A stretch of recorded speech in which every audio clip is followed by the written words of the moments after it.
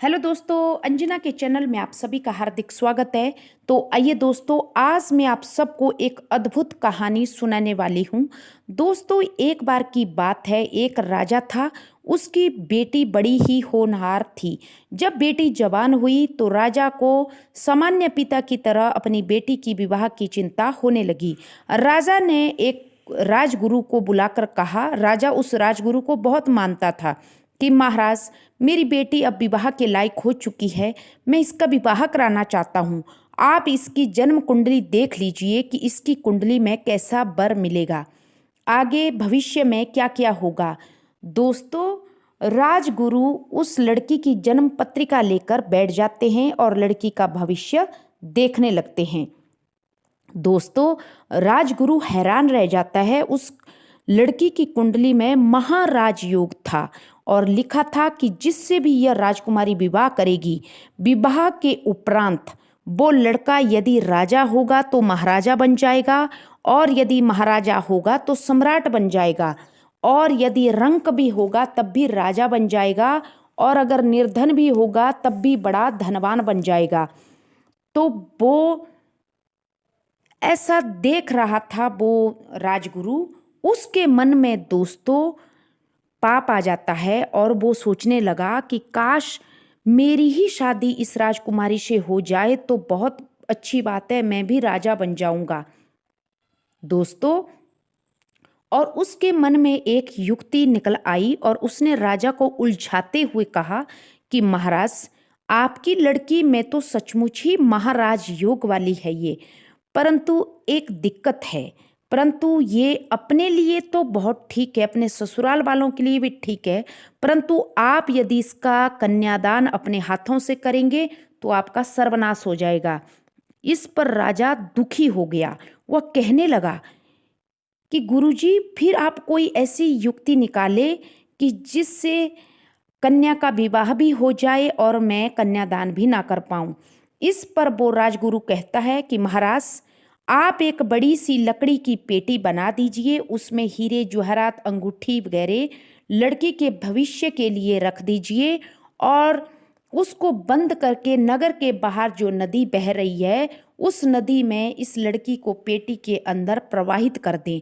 उस पेटी को जो सबसे पहले खोलेगा वही राजकुमारी का पति होगा। उसके साथ राजकुमारी को विवाह करना ही पड़ेगा। अब दोस्तों, राजा राजगुरु की बातों में आ जाता है और राजगुरु कहता है कि अगले ही कल आप लड़की को प्रवाहित कर दे, सुबह 8 बजे से पहले का मुहूर्त है।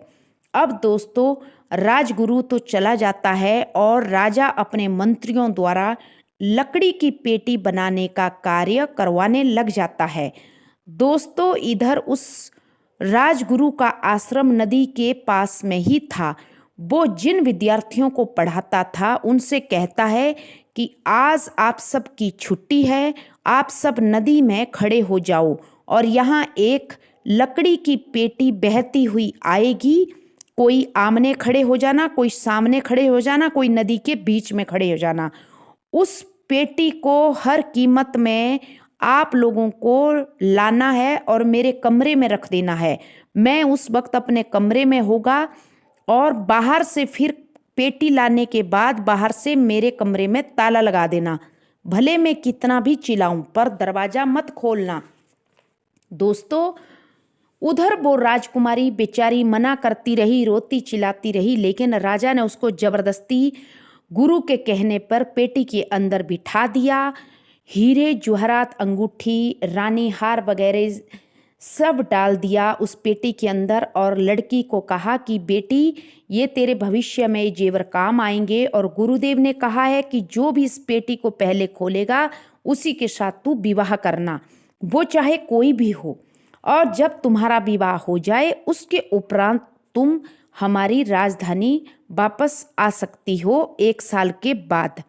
दोस्तों, ऐसा करके लड़की को जबरदस्ती, लड़की बेचारी बेमन से उस पेटी में बैठ जाती है और पेटी को नदी के धारा में प्रवाहित कर दिया जाता है। दोस्तों, जैसे जैसे पेटी पानी में बहने लगी, अचानक क्या होता है कि एक राजकुमार अपने सैनिकों के साथ नदी के किनारे जो पास में जंगल था उसमें शिकार खेलने आया हुआ होता है। तो वो सुबह सुबह नदी में स्नान कर रहे होते हैं। जैसे ही उन्होंने देखा कि एक लकड़ी की बड़ी भारी पेटी बहती हुई नदी में आ रही है, तो उसने अपने सैनिकों को आदेश दिया कि पेटी को तुरंत मेरे पास लाया जाए।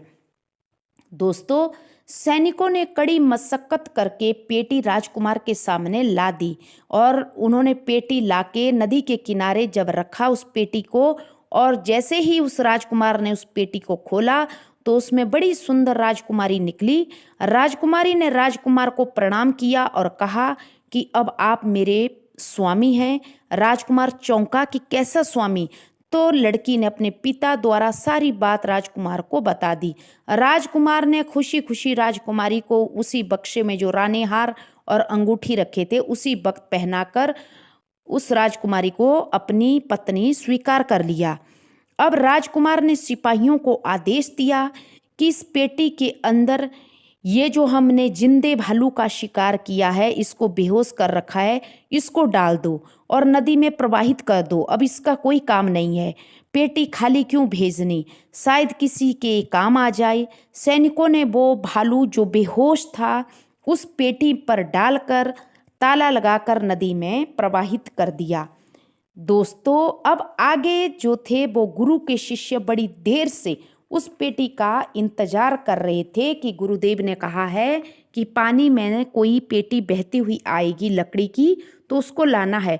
उन्होंने भी कड़ी मशक्कत के बाद 8-10 जो भी विद्यार्थी थे उन्होंने वो पेटी उठाई और पेटी को उठाने के बाद वे अपने गुरु के कमरे में ले गए और कहा, गुरुदेव ये पेटी हमने रख ली। गुरुदेव ने कहा, बाहर से ताला मार देना, भले मैं कितना चिल्लाऊं पर दरवाजा मत खोलना।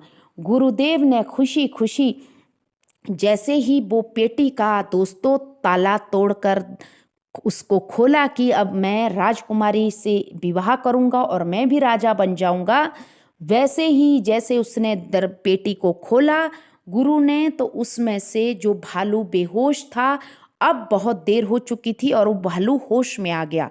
भालू दोस्तों काफी समय से बेहोश था, तो भालू एकदम आतंक में आ गया और भालू को भूख भी लगी हुई थी। तो उसने उस राजगुरु के ऊपर प्रहार करना शुरू कर दिया।